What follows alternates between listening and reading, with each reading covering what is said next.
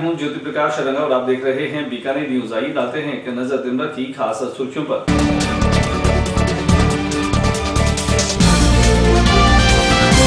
नोटबंदी के बाद में चौथे दिन भी बैंकों के आगे लगी रही लंबी कतारें, लोग हो रहे परेशान।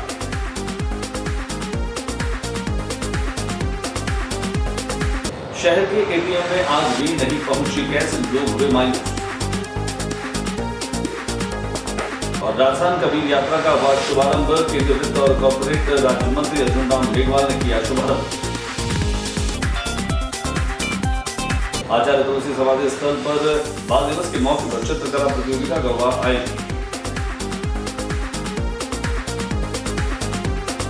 State bank of Bikaner and Jaipur की लोक अदालत में पहुंचे लोग अपने प्रकरणों का किया रहा है।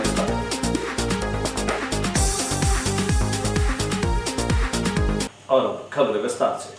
सबसे पहले बातचीत करते हैं देश भर में नोटबंदी के बाद में जहां बैंकों के सामने लंबी कतारें लगी है। बीकानेर इससे अछूता नहीं है। बीकानेर में भी बैंकों के सामने लंबी कतारें दिखाई दी।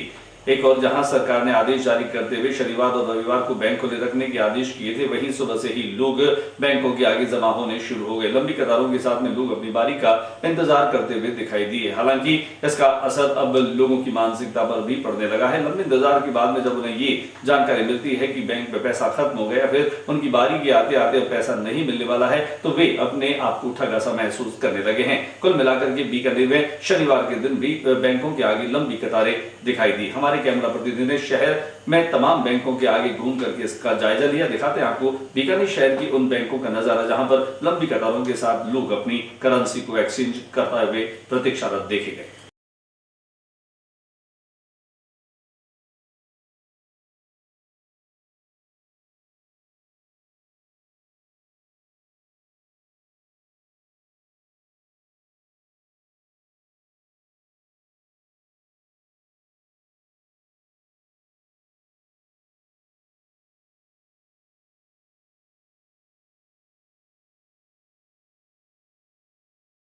इन बैंकों के सामने लगी कतारें और कतारों में खड़े लोग, हमने बातचीत की इन लोगों से। टाइम दे रखा है, जनता सुबह 7 बजे से यहाँ खड़ी है, अभी भी कोई भी कर्मचारी नहीं है, सिर्फ गार्ड के अलावा। यहाँ आप देख सकते हैं बहुत परेशानी हो रही है। 8 बजे बैंक खुलने का टाइम था, लेकिन आज सुबह से 7 बजे लोग लगे हुए हैं और वेटिंग कर रहे हैं कि 8 बजे बैंक खुलेगा, लेकिन खुला नहीं है और लोग परेशान हो रहे हैं। अभी तक कोई सुनवाई नहीं हो रही है। जनता इतनी परेशान हो रही है, खाने को पैसा नहीं है और ना कुछ दिया जा रहा है। कितना परेशान हो रहे हैं। मेरा शशिकला जैन कल न्यूज में देखी थी कि 8 बजे से छोड़ के आ रहे हैं, कोई खुल जाएगा बैंक। कल 8 बजे से खुल जाएगा बोल रहे थे, इसलिए 8 बजे से पहले आके खड़े हो गए, लेकिन 9:30 बज रहे हैं, अभी तक बैंक नहीं खुला है। यहाँ परेशान हो रहे हैं सब जने। दूसरी ओर जहां एटीएम से पैसे निकालने की बात सरकार ने कही थी कि 2 दिनों के बाद में जहां 2000 रुपए की राशि तक एटीएम से भी निकलवाई जा सकती है, ये दावे भी खोखले साबित होते हुए दिखाई दिए। जहां बीकानेर शहर के अनेक एटीएम खाली नजर आए। एटीएम के बाहर भी हालांकि लंबी कतारें देखी गई, लेकिन एटीएम से पैसा एक भी नहीं निकला। दिखाते हैं आपको कुछ वो झलकियां कि कैसे एटीएम के बाहर भी लंबी कतारें देखी गई।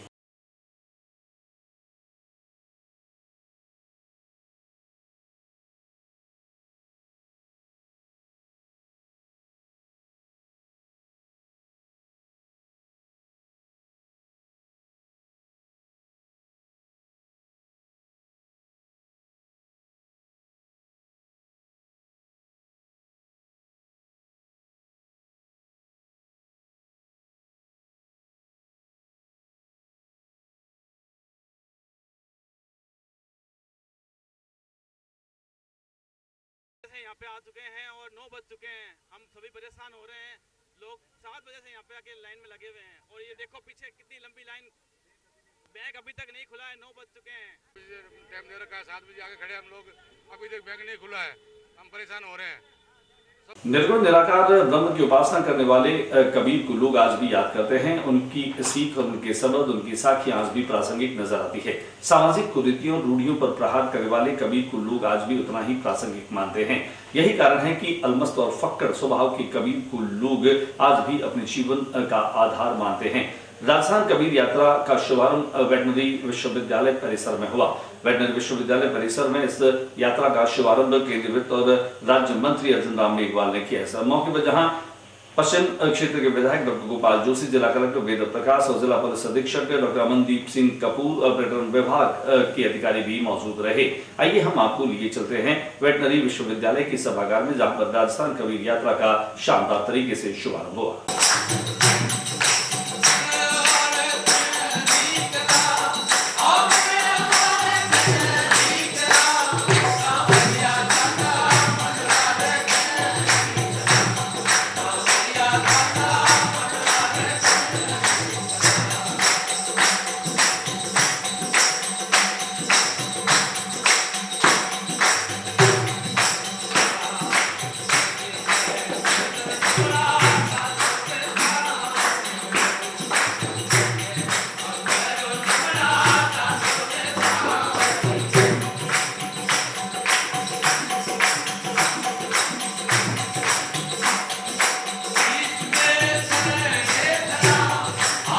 कबीर यात्रा के शुभारंभ के साथ में जहां केंद्रीय राज्य मंत्री अर्जुन राम मेघवाल ने भी कबीर की वाणी गाकर के और लोगों का दिल जीत लिया।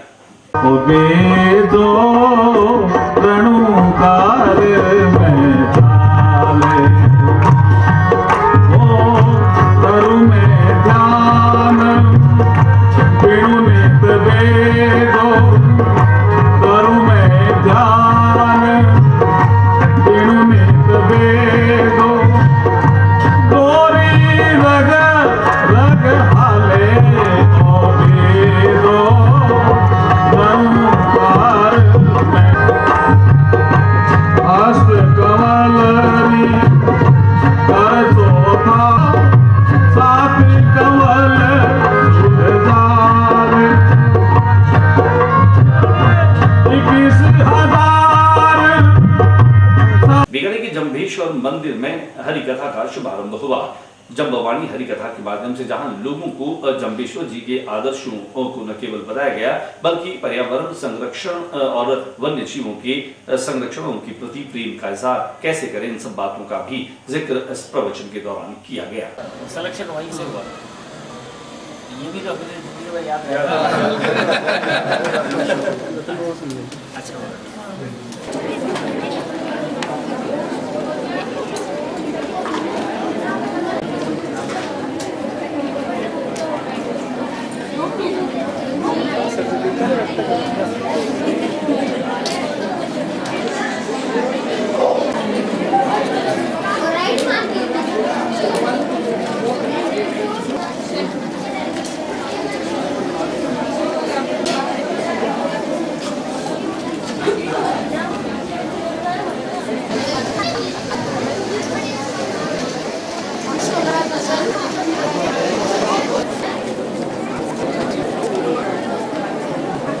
नोटबंदी के बाद में हाईवे रोड पर जो बैंक और एटीएम लगे हैं, वहां पर भी लंबी कतारें हैं। हालांकि इस ओर प्रशासन और पुलिस का कोई भी ध्यान नहीं है। किसी भी होने वाली संभावित दुर्घटना को रोकने के लिए यहां पर प्रशासन का ध्यान जाना चाहिए। दिखाते हैं आपको हाईवे पर उन बैंकों का भी नजारा, जहां पर लंबी लाइनें लगी हैं, जो किसी भी दुर्घटना को निमंत्रण देता हुआ प्रतीत होती है।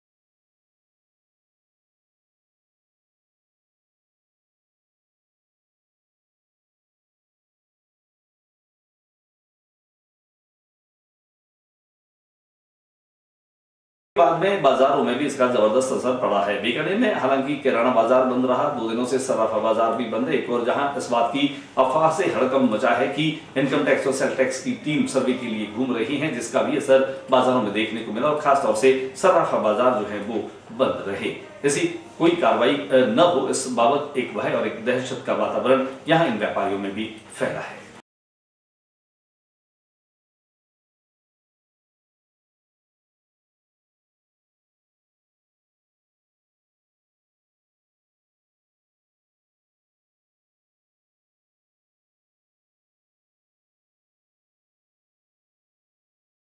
वहीं दूसरी ओर सरकार ने जब आदेश किए हैं कि बीएसएनएल और विद्युत जो विपत्र हैं भी जमा करवाए जा सकते हैं पुरानी करेंसी के साथ में, तो वहां पर भी विद्युत विपत्र जमा करवाने वाले लोगों की लंबी कतारें देखी गई। दिखाते हैं आपको बिजली बिल भरने वाली उन स्थानों का वो नजारा जहां पर लोग अपनी बारी का इंतजार करते हुए देखे गए।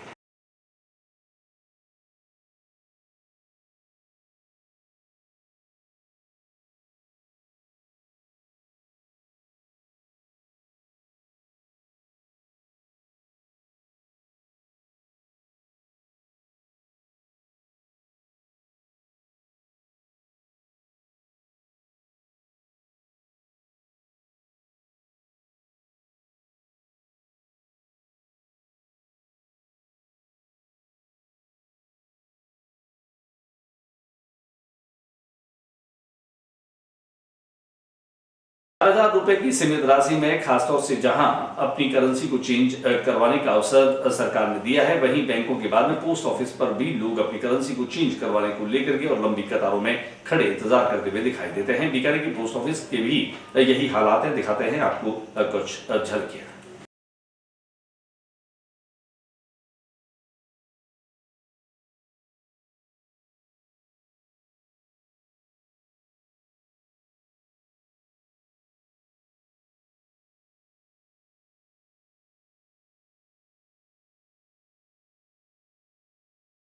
देवनी एकादशी के दिन तुलसी का विवाह शालिग्राम जी से हुआ। बड़ी संख्या में परंपरा को निभाने वाले वे तमाम लोग जिन्होंने अपने घरों में भी तुलसी विवाह किया, वहीं मंदिरों में भी तुलसी का विवाह हुआ। हालांकि कहा जाता है कि देवनी एकादशी के बाद में मांगलिक कार्यक्रमों का आगाज हो जाता है, लेकिन मांगलिक कार्यक्रमों के इस आगाज के साथ में भी कहीं कहीं नोटबंदी का असर दिखाई दे रहा है। एक और जहां शहनाइयों की गूंज अब चारों तरफ सुनाई देगी, वहीं इस बार की शहनाइयों की गूंज में थोड़ी सी आवाज मध्यम होगी और उसका स्वर थोड़ा सा फीका होगा। कारण बिल्कुल साफ है कि जहां देवोत्नी एकादशी के दिन से ही मांगलिक और शादी के काम शुरू हो जाते हैं, बड़ी संख्या में लोगों ने तुलसी का विवाह किया।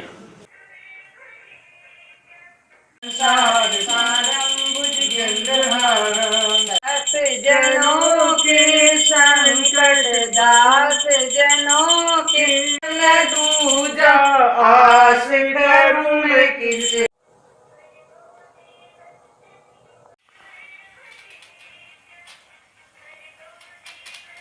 राधा कृष्ण सेवा समिति के तत्वावधान में नथु दरबार स्थित आशाराम की ढाणी में डेंगू और मलेरिया जैसे रोगों को रोकथाम के लिए और उनके इलाज के लिए न केवल उपचार किया जा रहा है, बल्कि डॉक्टर रेखा लोहिया के नेतृत्व में विशेष दवा भी पिलाई जा रही है। लगातार लोग यहाँ पर इस शिविर के दौरान आ रहे हैं। बढ़ती मौसमी बीमारियों के चलते जहाँ पूरा शहर डेंगू मलेरिया की चपेट में और चिकनगुनिया की चपेट में आ रहा है, ऐसे में इस तरह के शिविर लोगों को लाभ पहुंचा रहे हैं। इस आशय की जानकारी पंडित आशाराम व्यास ने बीकानेर न्यूज को दी।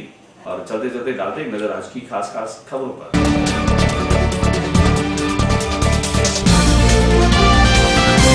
नोटबंदी के बाद में चौथे दिन भी बैंकों के आगे लगी रही लंबी कतारें, लोग हो रहे परेशान।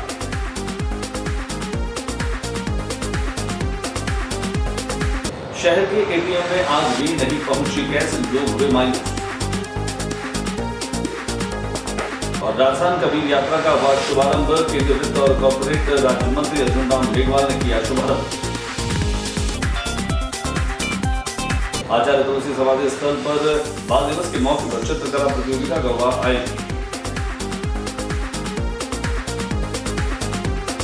State bank of Bikaner and Jaipur की लोक अदालत में पहुंचे लोग अपने प्रकरणों का किया रहा है।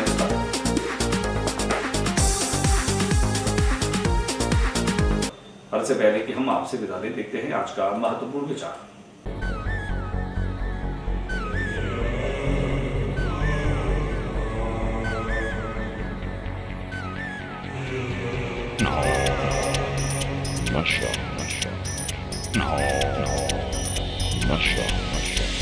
आज के बुलेटिन बस इतना ही। अगले बुलेटिन में नई गतिविधियों के साथ समय सी चैनल पर फिर मुलाकात होगी। न्यूज रूम से ज्योति प्रकाश रंगा को इजाजत दीजिए। नमस्कार।